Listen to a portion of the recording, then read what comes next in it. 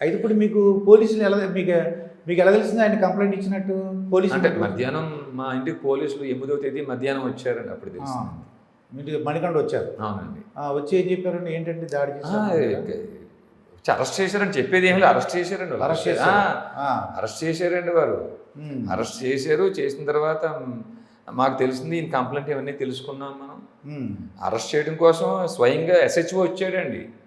Sub ఇన్స్పెక్టర్లు 2-3 వచ్చారు. ఓ 5-6 మంది constable వచ్చారు. కానీ రిమాండ్ రిపోర్ట్లో ఏం రాశారు?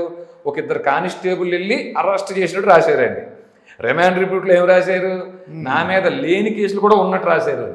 ఇవన్నీ రేపొద్దున కోర్ట్ ఆఫ్ లా ముందు రేపొద్దున క్రాస్ ఎగ్జామినేషన్ ఇవన్నీ బయటకు వస్తాయి అనుకోండి, అది వేరే విషయం. అది వారి మీద 379 BNSS ఎలా ప్రయోగిస్తుంది అది వేరే విషయం, వేరే సబ్జెక్ట్ అండి అదంతా.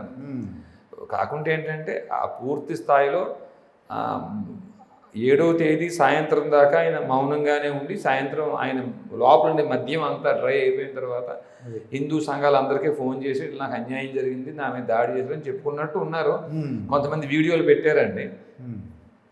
ఒక ఆయన KDR అనే వ్యక్తి కూడా ఒక వీడియో పెట్టాడు. దాంట్లో చెప్తున్నారు, రంగరాజన్ గారు మీరు ఇట్లా చెప్తుంటే మాకు చాలా బాధ అనిపిస్తుంది గురువు గారు, మీతో 1 అవర్ మాట్లాడాను నేను ఏమన్నా చేయమంటారా, వీడియోలు పెట్టమంటారా, స్పందించమంటారా అని చెప్పంటే నాయన మీరు ఏం స్పందించొద్దు, వారి దగ్గర నా వీడియోలు ఉన్నాయి, అవి బయటకు వస్తే తలెత్తుకోలేను, నేను ఇంకా అసహ్యం అయిపోతాను. నేను నిజంగా వీడియో తీశారండి అప్పుడు కాబట్టి ఆ వీడియోలు బయటికి రాకుండా చూడండి అని రంగరాజన్ గారు ప్రాధేయపడ్డారు అని ఆయన శిష్యులు పెట్టిన వీడియోలు ఉన్నాయి.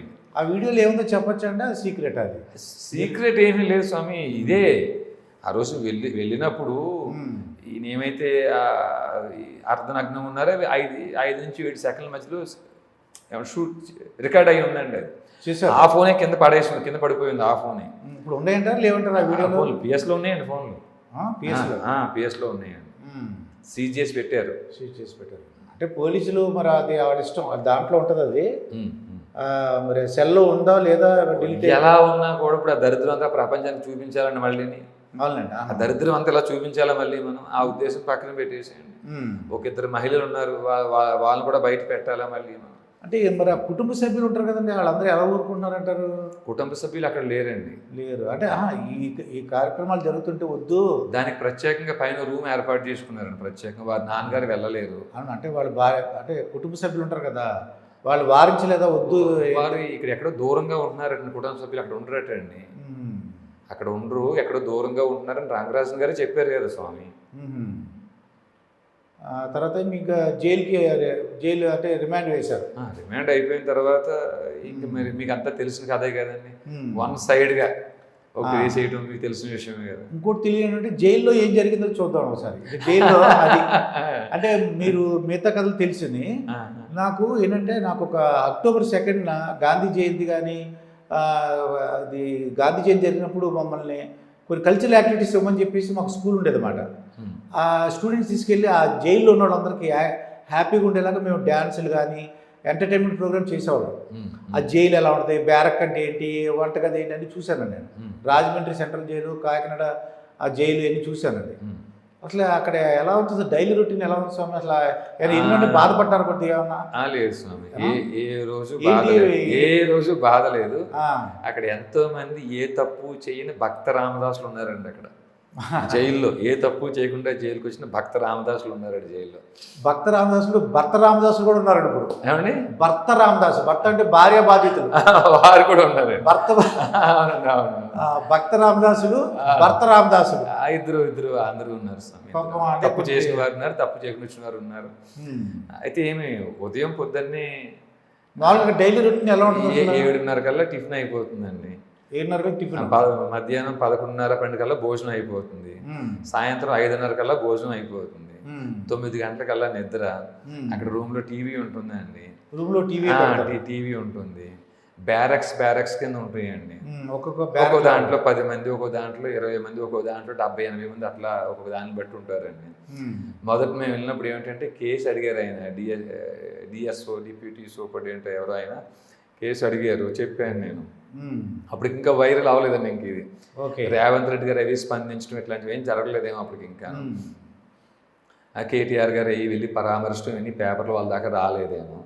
కేసు అడిగారు, చెప్పాను ఇట్లా ప్రతి ఆలయానికి తిరుగుతున్నాం అండి, అర్చక పురోహితులకు చెప్తున్నాం, గోత్రం ప్రకారంగా మన అందరం బంధువులమే, ఈ విషయాన్ని బోధించే బాధ్యత మీదే.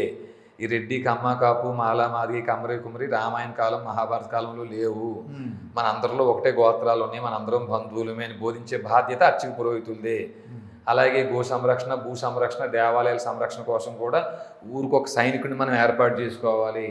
ఆ పోషణ ఊరంతా చూసుకునే బాధ్యతను మీరు తీసుకోవాలి, వారు ఊరందరికీ మీరే చెప్పాలి, విన్నా వినకపోయినా అని ప్రతి ఆలయానికి తిరిగి వెళ్ళి చెప్తున్నామని. అందులో భాగంగా చిలుకూరు కూడా వెళ్ళామండి. అనుకోకుండా అక్కడ చిన్న విభేదం జరిగిందండి. దాంతో ఆయన ఇన్ఫ్లుయెన్స్తో కేసు పెట్టి రిమాండ్ అయ్యి వచ్చామని చెప్పాము. ఆయన ఏం చేశారు, బి బ్యారక్లో వేశారండి చెంచల్గూడలో. బి బ్యారక్ అంటే కొంచెం మొదటిసారి జైలుకి వచ్చిన వాళ్ళు, కొంచెం ఏది విఐపి స్థాయి వ్యక్తులు దాంట్లో పెడతారటండి. ఆ బి బ్యారక్లో వేశారు 10వ తేదీ. అంటే 9th మేము వెళ్ళాం కదండి, 9th అడ్మిషన్ బ్యారక్లో ఉంటాము, 10th ఏమో దీంట్లో బి బ్యారక్ వేశారు. దాంట్లో ఎంతమంది ఉన్నారండి బ్యారక్లో? మేము ఉండే దాంట్లో తక్కువ 10-15 మంది ఉంటారు ఏమంతే. అయితే అక్కడి నుంచి ఏం చేశారంటే 11వ తేదీ ఉదయం శివకుమార్ గౌడ్ అని ఆయన సూపరింటెండెంట్ ఆయన పిలిపించారండి. ఆయన పిలిపించి అడిగారు, అసలు మీ ఊరు ఏ ఊరిని అడిగాడండి ఆయన. మా ఊరు తూర్పుగోదావరి జిల్లా అనపర్తి మండలం కొప్పవరం గ్రామం అండి, ఆంధ్రప్రదేశ్ అని చెప్పా. అసలు మీ ఆంధ్రులందరూ దొంగనా కొడుకులే, మీ ఆంధ్రులందరికీ సిగ్గు శరం లేదు, మా తెలంగాణ దోసుకు తిన్నారు మీరు. తెలంగాణ వచ్చిన తర్వాత కూడా ఇంకా మీరు ఎందుకు వస్తున్నారు ఇక్కడికి? మీరు పోయి ఆంధ్రాలో రామరాజ్యం చేసుకొచ్చి ఇలాంటి పదాలన్నీ వాడాడండి ఆయన. నేను అనుకున్న ఈయన పోలీస్ భాష తప్పండి. ఈయన ఎంత అజ్ఞాని. మనం మాట్లాడుతున్న భాష పేరు తెలుగు కాదు, ఏమిటండి? తెలుగు కాదు, ఆంధ్రము. మనం మాట్లాడుతున్న భాష పేరే ఆంధ్రము. భాగవత రామాయణ కాలాల్లో అసలు తెలంగాణ అనే పేరే లేదు. ఆయన అలా అంటుంటే ఏమన్నారు మరి? ఇది ఆంధ్ర వాళ్ళు ఆయనకి కొద్దిగా గొప్ప మనం మాట్లాడుతున్న భాష పేరు కూడా ఆంధ్రమే అని చెప్పి ప్రయత్నం చేస్తున్నాం. ఎందుకంటే వాళ్ళకి ఒక సిబ్బంది అవి ఉంటారు కదండి, మన మాట అంటే వారు ఎక్కడి నుంచి ప్రయత్నం చేస్తారు, తీసుకెళ్ళి ఇతను బి బ్యారక్ కాదు సి బ్యారక్లో పడేయమని చెప్పేసి అన్నారండి. అంటే ఇప్పుడు ఆయన మీద కూడా ఆయన చేసిన దుశ్చర్యలు కూడా కంప్లైంట్ ఇచ్చామండి. దబీర్పురా పోలీస్ స్టేషన్కి ఆయన పదాలన్నీ కూడా 153 ఈ ఐపీసీకి ఎలా వస్తే ఆయన ఎలా ప్రవర్తించారు, ఆయన చేసిన దురాగతాలన్నీ కూడా చక్కగా మేము పేపర్ మీద పెట్టి మరి ఈ దబీర్పురా పిఎస్ కంప్లైంట్ చేసామండి. బ్యారక్ బి నుంచి సికి వచ్చారు, సికి వేసారండి. ఆ సికి వేసిన తర్వాత అక్కడ కూడా చక్కగా మంచి పిల్లలు ఎంతో ఏ నేరం చేయకుండా ఏ తప్పు చేయకుండా వాళ్ళు చాలా ఎక్కువ శాతం మంది ఉన్నారండి. మీరు అన్నట్టు అన్ని రకాల వారు దాంట్లో ఉన్నారండి. సి బ్యారక్ ఉన్నారు. నాకు సి బ్యారక్లో మొత్తం 700 మెంబర్స్, సారీ ఒక 300 మెంబర్స్ పైన ఉంటారేమో. 300 700 ఉన్నారు మరి. 700 అనుకుంటాను, 700. విఐపి నుంచి పడేశారు. నాకు రెండింటికి తేడా లేదండి. అక్కడ ఇప్పుడు నాకు అక్కడున్నా ఇక్కడున్నా కాసేపు కూర్చున్నాం అనుకోండి, శ్రీవనిత కుముదబ్జ మానస గోచర, ఎక్కడున్నా త్యాగరాజ కీర్తనలు. అంటే వాళ్ళందరిలో కూడా మీ వెంటనే ఏదో ఈయన ఏదో ఉంది, విద్వత్తు ఈయనలో ఏదో గొప్పతనం ఏదో ఉందని చెప్పేసి మీరు ఆ పాట ద్వారా వాళ్ళని అట్రాక్ట్ చేసుకోగలరు. అంటే ఈ పాటలు కూడా బహిరంగంగా పాడి చేసి ప్రయత్నం ఎప్పుడు నేను చేయలేదు అనుకోండి. ఎప్పుడైనా కూర్చున్నా ప్రశాంతంగా కూర్చున్నా కళ్ళు మూసుకోవడం,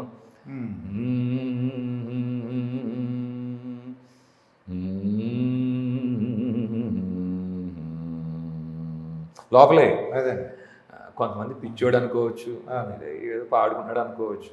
అంటే బ్యారక్లో ఒకళ్ళు మాట్లాడుకోవచ్చు, మాట్లాడుకుంటాం. అంటే మార్నింగ్ వదిలేస్తారేమో? లేదండి, ఉదయం సాయంత్రం దాకా ఓపెనే ఉంటుందండి, ఎప్పుడు ఓపెనే ఉంటుంది. అవునండి. జనరల్ తింటాం కూర్చోవడం ఏ వర్క్ ఏమీ ఉండదండి, ఏమీ ఉండదు. అదే అయితే మాట్లాడడానికి ఉంటారు. అంటే ఇప్పుడు సిగరెట్ అలవాటు ఉంది, మందు అలవాటు ఉంది, లేకపోతే ఇంకో మగు అలవాట్లు ఎక్కువగా, ఇలాంటి వాటికి లేకపోతే ఉండలేము మేము అనేటి వాళ్ళకి జైలు ఇబ్బంది తప్ప, ఇప్పుడు సిగరెట్ మందు ఇలాంటి అలవాట్లు అవి కొంచెం పట్టింపు అలవాటు లేని వాళ్ళకి అసలు అది పెద్ద శిక్షే కాదండి. ఇంకా అది